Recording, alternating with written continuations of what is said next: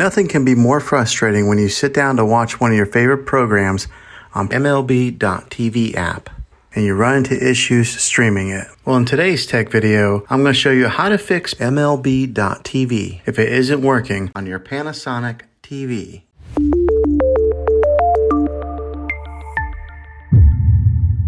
Let's see if we can fix your problems and get your MLB.TV back up and running as quickly as possible. The first one, it's the easiest one to try, and that is to unplug your TV from the wall outlet and wait 60 seconds. Now don't be impatient here, wait the whole 60 seconds, then plug it back in. This is very different from turning your TV on and off with your remote control. This is what we call a hard reset of your TV, so make sure you do this method. If that doesn't work, then find your router that is giving you Wi-Fi and unplug the power to that for 60 seconds. Then plug it back in. If it fixes it, great. If not, let's go ahead and move on to the next method. Try deleting MLB.TV on your TV. Go to wherever the apps are located on your system and remove the app altogether. Then reinstall MLB.TV again. After you reinstall it, you might have to log back in with all of your credentials, but hopefully this will work. And if that doesn't work, then I recommend buying an affordable Roku stick, Fire Stick, or Apple TV 4K and plug that into your TV and use that as your main streaming player. And you'll be able to access MLB.TV. I'll put links in the description down below of where you can get one. Well, hopefully this video was helpful for you.